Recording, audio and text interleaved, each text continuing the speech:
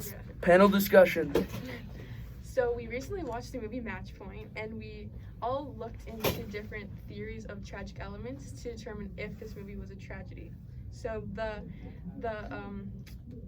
theory that I zoomed in on was Hamartia, because Aristotle says that a tragic hero should have a flaw and make some sort of mistake. So I believed that the Hamartia is an essential part of the tragedy because the inner flaw of the character is what leads them to make decisions that drive the plot of the story. In this film, Chris's flaw was that he makes he takes an interest in Nola when he's dating Chloe, even if some of his interest in Chloe is like to do with her wealth and like what her family possesses. So his flaw is like the reason that he faced the vast amount of the problems that he created for himself, like when he had to kill people because of the problems that he created for him because of his flaw. And, like without the flaw of like his interest in other women while he's dating like someone else, like the series of events that occurred in the story would have never happened, and he would have never cheated on his wife and eventually killed people. So it's clear to like conclude that like Hamartia and Chris's Hamartia is a tragic flaw that leads to his downfall. Right. Yeah, I agree with that a lot. I think that obviously it was a great film, and it really relates to in my opinion, the Aristotle theory very well, and in more specifically. Which aspect was anagoras, which is the revelation or recognition. And Aristotle basically says that it's a change from ignorance to awareness of a bond or love or hate. And in the film, Chris obviously has cheated on Nola, or cheated on his wife with Nola, and so then at the dinner table, Chris continued to look and stare at Nola, who was across the table, who he obviously cheated on, or he cheated with, which obviously there you could tell that Chris was in love with her and wanted to be with her instead of his wife, which is obviously shown.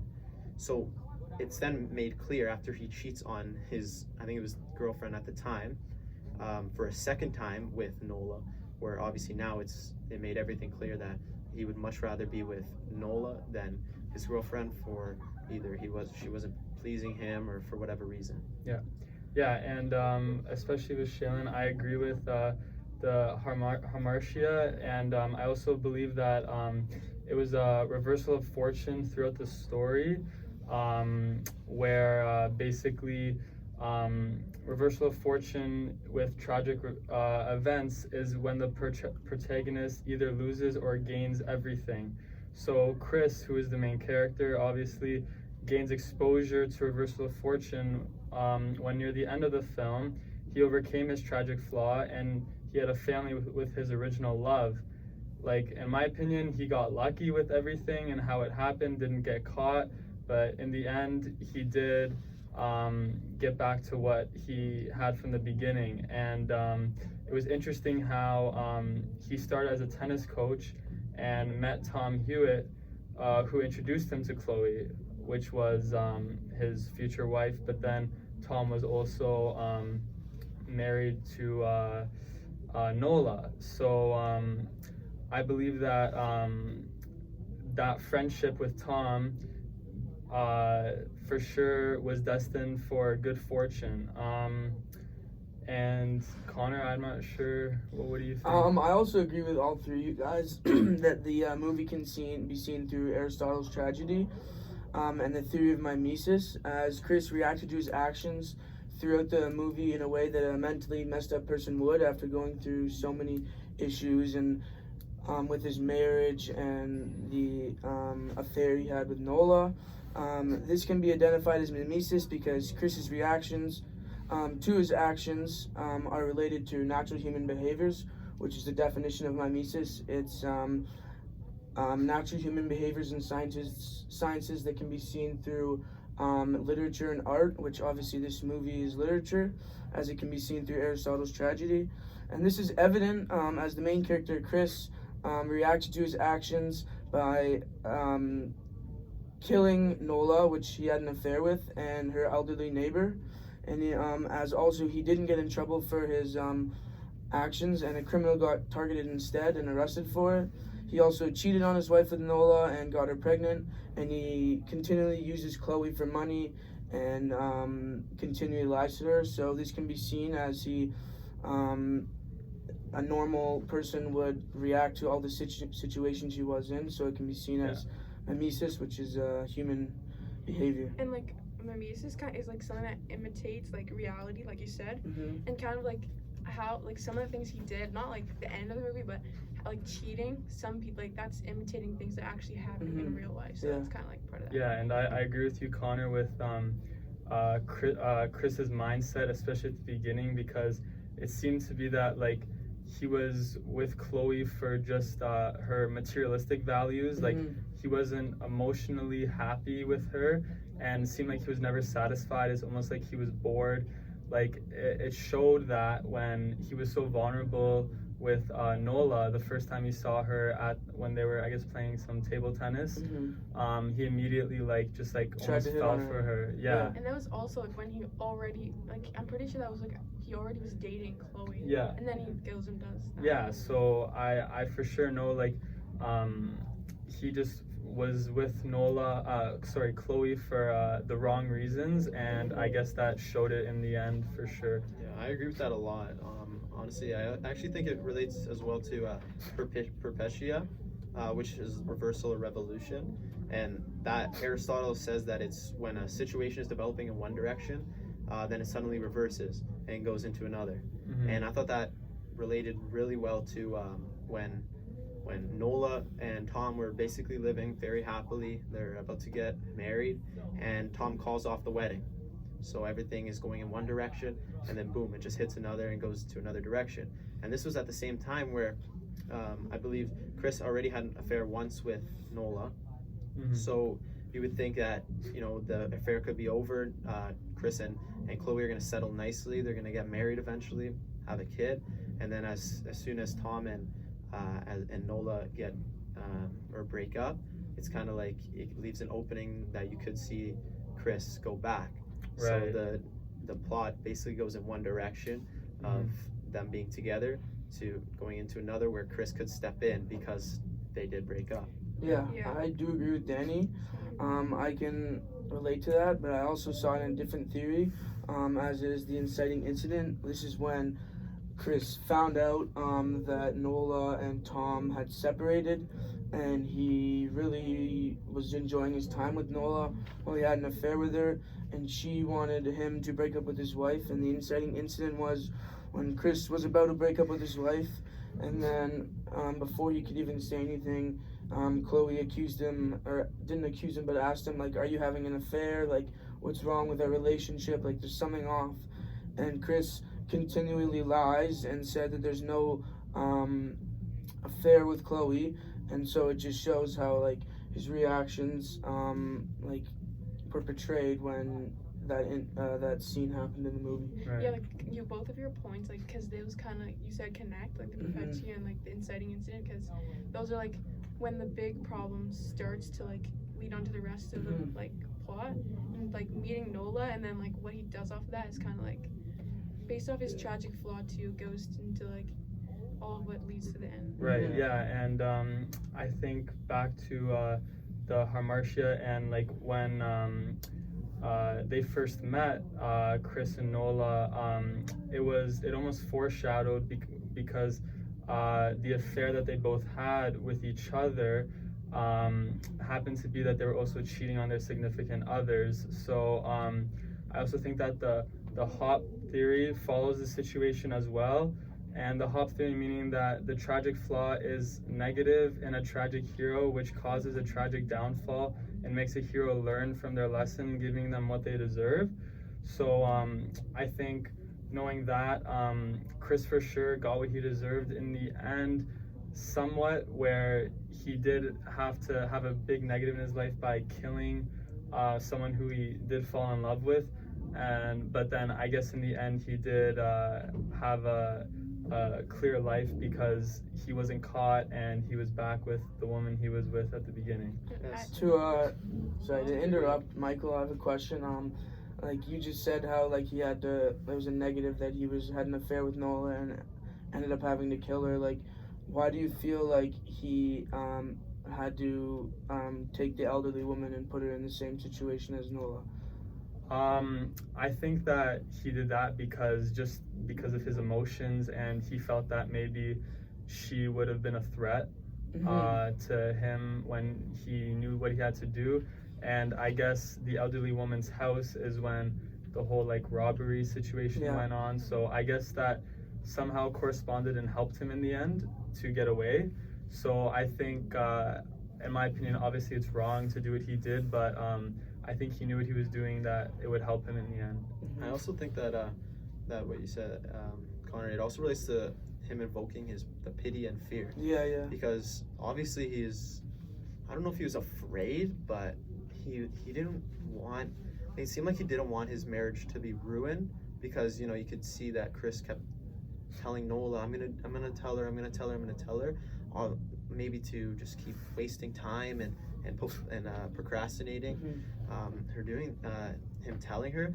And then I guess that fear, it really comes out as he gets the gun. He's gonna make that decision of, listen, she's a liability to my relationship, and I have to end this somehow. Yeah, and he for some reason takes it out like on death. I do agree to the point where you said about how it brings out his fear, because he knows that like if he hadn't have done that, he would have pretty much got caught red-handed by many people. And for fear, like I wrote down, like he didn't have like the inner self to like break up with his wife, Chloe, because he knows like he would have been put in a horrible situation, and there was going to be so many more negatives that were bringing into his life if he had broken up with Chloe and got with Nola. But that also goes back to like his personality, because we find out that he only wanted to stay with Chloe because of like the money that her family possessed. Like we found out throughout the movie that he like was in love with Nola. Yeah. So I don't know. What do you like? I don't know. I think that like it actually relates as well to like the downfall of the hero, because Chris obviously is like the protagonist of the film, and when he can't deal with that pressure, he takes it all out on Nola and other people, the elderly, other people, the elderly woman, by killing her or killing them, and it's just to end the stress, which basically puts him from obviously stress-free life with Chloe, and then eventually having the affair, to ending both the elderly woman and her life ending, which also could have ended Chris's life. Yeah, I agree with that. Because, like throughout watching the movie, I was trying to think what his downfall would be, because it's not something like that happens directly to him, but like his hamartia is what leads him to kill, and that's his downfall, kind of. I agree with that. And clearly Chris's tragic flaw in his personality led him to wanting Nola from the start. And if none of that happened, if they never had the affair, any of that, there would never have been a tragic ending to the story. But I also ask, especially you, Danny, like, do any of you guys think there is a hero in the story? Well, No. I wouldn't say like hero necessarily. That's part of why I didn't think it could connect to a Shakespearean tragedy. Yeah, I agree with that. He's not a hero. He's more just like the protagonist. There was exactly. no hero. Exactly. So does anybody have any does anybody relate Chris's story and the movie to pathos and suffering?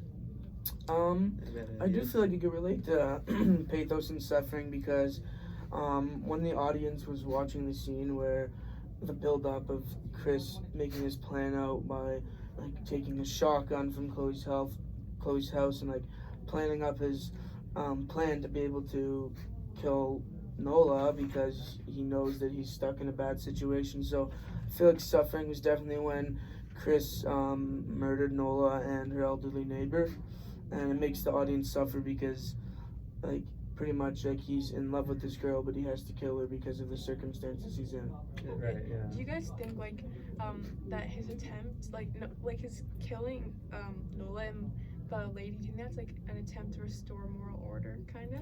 Because he's trying to he couldn't tell Nola that he wants to stay with his wife, so he kills her, and that's his way to like restore things back with his wife, kind of. Right, for sure. Yeah, I think so. I think it is, but at the same time, it's kind of difficult, because you have to live with that for the rest the rest of your life. Like you killed two people. I think that in the moment he wasn't thinking about that. I think like he knew that like as much as it's messed up, and the normal person wouldn't do that. I think that him doing that, he knew that that was probably one of the only ways that he could somehow make it better with him and Chloe. Yeah, it was best for him. He Yeah. was just thinking about himself rather than the people surrounding Honestly, him. probably just thinking about Chloe too, because we all know she would have felt terrible if she knew that he was cheating and everything. Mm-hmm. So if Nola's not around, I guess there's no proof, and I guess that's what he thought about when he did it. I So also think it goes back to what I asked you guys like about the pathos.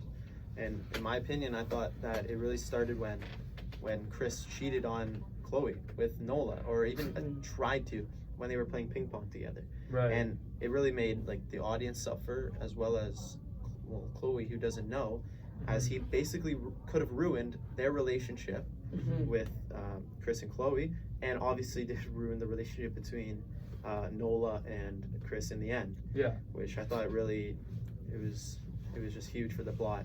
I have Mhm. another Climax. question. Like, what do you guys feel like how Chris thinking he made his decision to stay with Chloe over Nola? Like, why do you feel that he made that decision? I think that someone mentioned it earlier. It was because of like the money. It Mm-hmm. was more like to do with the money, like because he was in love with Nola. We knew that through their like actions. Mhm. I'm pretty sure he said it too. Yeah. But he liked the lifestyle that he had now. Like he had a new job because he was Yeah. broke before that. That's Mhm. part of like going back to, I think someone was talking about it. It was like the change from going like good to bad, like I think the it was reversal of David. fortune Yeah. or something. Yeah. It yeah. was like when he was like broke, his life was bad, and then when he met Chloe, his life went to good. He got money, he got exactly. a job. Yeah, But yeah. do we actually know that Chris was in love with I- Nola? I'm Or not do sure. they- Like that's Did why he I'm just like want like sex out of it, or I don't know. That's to have true. fun, I you don't know what I know, mean? but I know for sure. Right back to what you were saying with the money. It wasn't just because of what Chloe's family provided, but I remember hearing that her family also had connections to get him a job. Yeah. Yeah. So like things like that like from what I said before, like materialistic things, I know for sure. I think that between the materialistic things and Chris just feeling guilty for what he did, for sure those two were the core reasons why he killed Nola. I also maybe feel that he maybe stayed with Chloe and decided to stay with her family because they offer so much support and positives for him with the money, like social support, like they can get him a job, like they can support him, and emotionally, they're there for him, he has a house to stay, I Yeah. feel like it was the best option for him. And Nola really has nothing. No. Like she's trying to make it as an actor Mm-hmm. or an actress, but what's come out of that? She Nothing. she really. had a bad past with Yeah. I heard with her family or Exactly. her dad, right? And she's an American Yeah. living in a foreign country Yeah. with just a small apartment. Mm-hmm. But going back, I think that was evident that he was in love with her because you could kind of tell the relationship, when they were having their affair, he would go back to Chloe and their relationship was super awkward. So It was dry. You Yeah. could see the Yeah. different type of yeah. relationships that they had. Do you guys think from everything that happened in Chris's life that we saw that he learned his lesson and that he for sure had a teaching from it? Not at all. Not at all. I feel like his actions and the way he handled all the bad stuff he did, I just feel like he's such a self-centered person and doesn't think about the That he'll people do it and the again. surroundings around him. He just cares about what's best for him and Right. what can be the best position for him. Yeah, I agree with that. I think if he was very mature about it Mm-hmm. and told Chloe, hey, listen, this is what's going on. I'm being an idiot. I'm having an affair. I'm very sorry. If you would like to stay with me, you can. Whatever. Yeah. But instead, he Just lied. took Yeah, the easy it was- way out. it was Basically, everything he to lied, benefit him. killed two people that were basically innocent. They were They did basically absolutely the nothing- evidence. They did that- absolutely nothing wrong. So no, I don't think he did learn his lesson. Right. I think it was And very that's selfish. part of the abnormal conditions of the mind.